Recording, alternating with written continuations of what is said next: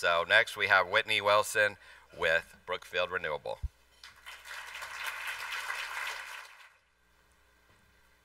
Hello, how is everybody today? Good. Yeah, as he said, I am from Kansas, so you're going to forgive me for that, I hope. And I did go to Fort Hays State University, which is a fantastic school. It's a school of 7,000 students, so you've probably never heard of it. But I wanted to come here today and talk with you guys a little bit on the Renewable Portfolio Standard that's here in California. A little bit on the challenges that renewables have with the grid, as well as how Kern County is uniquely positioned to help make that Renewable Portfolio Standard happen. And so this is your technical one for the day. So if your eyes glaze over, I'll understand. And let's go ahead and get started. All right, so first we're going to talk a little bit on California's Renewable Portfolio Standard, and then a little bit on those reliability challenges and what we've been doing to make those better, as well as Kern County's position. So currently, California has increased the Renewable Portfolio Standard from a 33% by 2020 to a 50-30 requirement, which is amazing. As you can see from the chart over here, right now we're at about 25% as of the end of 2015, which is right on track for hitting the 33% by 2020 total. I wanted to point out, that there are some eligible technologies for that. Wind, solar, that are very prevalent here in Kern County are within that. Additionally, hydro, but only small hydro, so hydro under 30 megawatts, not larger hydro over 30 megawatts. It also has fuel cells, some of the other storage approaches, as well as biomass, which Lorelei was just talking about, increased interest in Kern County. And so those are fantastic things to add to the portfolio and continue to build out this renewable standard. This is the latest update from the Public Utilities Commission on where California stands with the utilities right now. And as you can see, with what's already installed through 2017, 2018, we're ready. We already have contracted through the 2020 time period. However, to go on to the 2030 increased, expanded renewable portfolio standard, we've got a lot of work to do. So we need to continue to work hard on developing and designing and building efficient new renewable sources. And one of the things I want to talk a little about is how this fits into the overall diverse generation portfolio that we have. So one of the key things that occurred in California was the retirement of the Songs nuclear facility. Once that nuclear facility retired, California had to bring in a lot of imported energy from different areas. That's fine, imported energy is fine. However, it's expensive. So one of the things that this additional portfolio standard does is it allows us to replace a lot of those imports from other areas with renewable energy that's developed here in California at a lower rate, which brings the price of energy down for ratepayers.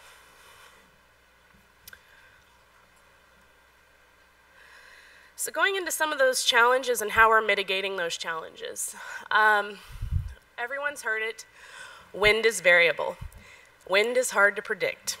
There are very good prediction tools now for actually understanding what wind is going to do. And this is a picture of kind of what you get with wind forecasting. So California ISO uses a two-part forecast system, which is actually the best in the United States. They use a standard renewable energy wind forecasting system, and they couple it with weather forecasts. So they actually can use learned behaviors of their grid system with situations both with the renewable energy generation as well as with what the weather conditions are doing. So it's probably the best that I've seen in wind forecasting. I am a little bit biased. I used to work for a company called AWS True Power, and they're the forecasting provider for California ISO. So, a little biased towards it, but I think is one of the premier ones, and I'm proud to see California doing this. What this does is it allows you to forecast with some uncertainty on the day-ahead market, which lets you sit your generation stack and minimize the amount of reserves you're going to need. And then you go into an hourly or sub-hourly forecast that's actually very close to what you're going to be producing within a very small percentage, and that allows you to have a much smaller need on spinning reserve. So what that does is it again keeps the cost of energy down to the ratepayers. So California's doing a really good job of trying to pull those costs down for the ratepayers, which is important. Solar and the infamous duck curve. We've all seen the duck curve. Renewable energy, because of its variability, is often thought of as negative load. So what the duck curve really represents is how much load needs to be supplied by generation that is not solar. And as you continue to get more solar during the middle of the day, that amount drops significantly. But as the sun starts to set, now you have a large ramp up to what you have to supply from other sources. And so the biggest key here is making sure that you understand what you have in any given area and you use your other resources the most efficiently to help mitigate that ramping. Kern County is extremely well suited for this because you have biomass and you have natural gas and you have wind that operate at different times as solar. So it allows you to kind of fill out a hybrid profile that mitigates this issue for solar. And so showing a little of that, wind comes up in the middle of the afternoon, late afternoon through the evening while solar is dying off because the sun's setting and it needs to go to bed too. And then you also have the ability to put in some type of storage application where the storage charges off of the overproduction of solar during the middle of the day. And then as the sun starts to set, you start ramping up how you release that stored energy. And that helps mitigate any of those ramping effects and really gets rid of that duck curve issue that solar is always being told is a problem. So going on a little more to Kern County itself. First, happy 35th birthday, Kern County and the Tehachapi Renewable, Tehachapi Wind Resource Area. The first wind in Tehachapi was built in 1981, 35 years ago this year. And that's very exciting because that is the oldest wind energy in the United States. It was the first and the most well established. And that's very important when you're looking at continued build out because Tehachapi is one of the only areas where you have 35 years of historical data, so you actually know what's going to happen. So that's one of the biggest benefits Kern County has is a long-standing quality wind resource. Additionally, for solar, you can also see it's one of the best solar resources in the world as well. And with the large desert floors that open up, makes it easy for construction. So it's really one of the premier areas to build renewable energy. This is from the latest Public Utilities Commission study regarding how we're going to make the RPS happen.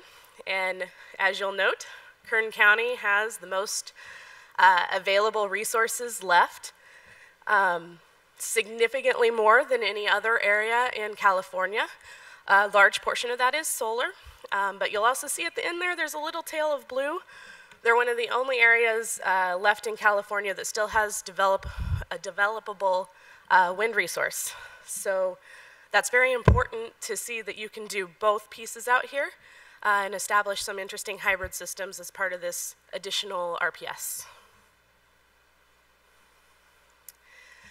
And most importantly, the thing that makes Kern County uniquely suited for this and very important is location to a major load center. So not only does Kern County have all of the resource you need, they're located very close to one of the world's largest load centers. And the need is there for the energy. And Southern California Edison understood that and came in and built a significant transmission infrastructure to bring all of that energy from Kern County down into LA to where it's needed. So this is a picture of the segments of the Kern County Renewable Transmission Project.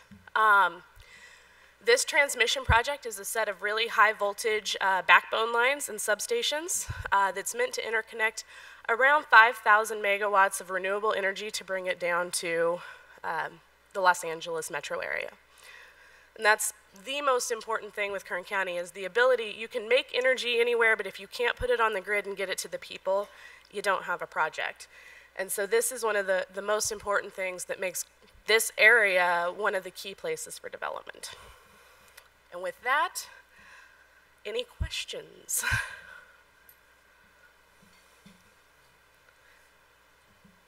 Oh, nobody. Oh, sorry, I can't see you. You're right in the light.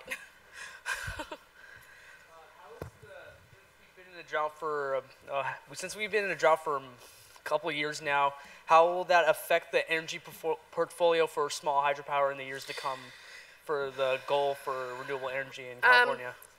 Hydro right now is more limited. It really depends on what happens in that particular year. A lot of the smaller hydro in California is run-of-river, meaning if you have a good season, especially snow up in the mountains, and it's going to melt off, then you're going to have a good run-of-river year. But anything that has a reservoir, most of those reservoirs have been depleted, and we'll need a couple good seasons to be able to get those a little higher.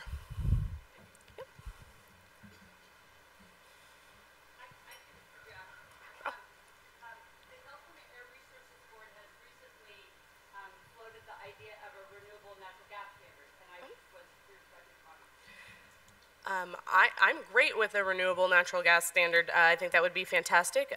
I'm probably one of the biggest proponents of natural gas being on the system. I think it's necessary in order to maintain some of the quick response that the grid needs. First and foremost, I'm a transmission engineer, and I understand what it takes to keep the grid running and make sure everybody has lights. And having renewable natural gas, clean natural gas on the system is extremely important, and any standards they have to make that the most beneficial to the environment as well as the grid, I'm all for.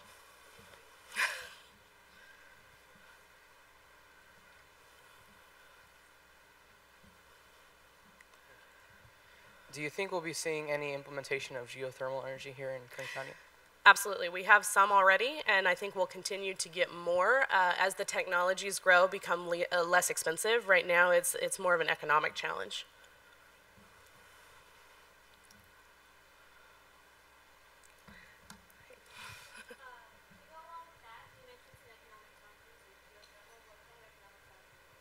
For geothermal? It's mostly the equipment costs are very high. There's not a lot of experience with exact construction of that. Now you can get, it's very similar to other pieces, so you can get a lot of the construction expertise, but there are some additional costs just because it's kind of a one-off in the construction world as well. As you see more develop, as they become more efficient with some of the equipment, and they can start bringing some of those costs down, you'll see it become a lot more financially viable and in the mix at a higher rate.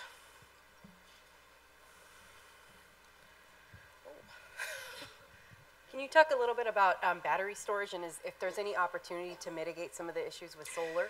100%. There is, yes. Battery storage is very helpful. The best thing with battery storage is you can do small localized storage systems, which means you can take care of any immediate needs on the grid. So if you have, especially with residential solar coming in, and you have distribution lines that are smaller and they're what we call radial, so they're by themselves, they aren't meshed in with a whole bunch of different ways in and out. You can start causing problems on those lines a lot quicker. But you can put small battery backup systems on each of those and mitigate some of those issues, which allows you to put more residential solar on before you have issues. This is being seen really highly in Hawaii right now. So HECO's kind of setting a standard for that, and it's something you could look at. You mentioned the transmission lines that were going to Southern California. 5,000 megawatts, do the transmission lines, how much will they actually be able to transmit in the future? Because obviously things grow and we're going to need more power. Yeah, they're not full yet. I believe there's 2,500, 3,000 megawatts, something like that on them. So there's still a lot of growth room left on those. Additionally, one of the things that we've seen is because you put in those large backbones, you now are pulling energy different, it changes the flow of energy throughout the system, right? And so one of the things that we are actually seeing in studies that have been done more recently is because those large lines are in the Tehachapi area, you don't see extra congestion coming into the Tehachapi area with the build-out that's coming. You actually see that you reduce the congestion in the Tehachapi area, which is beneficial to the ratepayers. So that brings down the cost of energy. Cost of energy is done in three parts. The cost of the actual energy that you're paying for, the generation. The cost of the losses that you have to pay for in the line, because no lines are perfect, you're gonna lose some energy along the way. And then the third is a charge for congestion, meaning how full is that line and how much energy is trying to flow across it, and can I push any more through there? And they're not full and they're empty enough and appear to be actually pushing additional energy out of them, away from them in future cases, which keeps that cost low.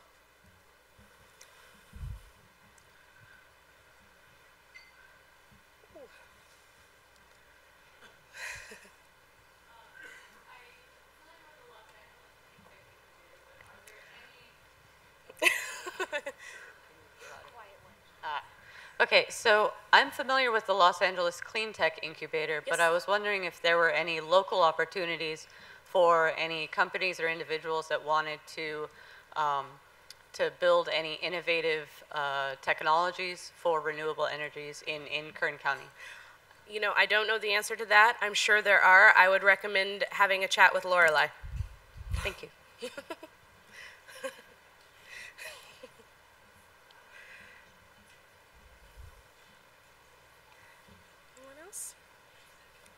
Don't see anyone else, so thank you guys very much, and I'll be around if you have any other questions.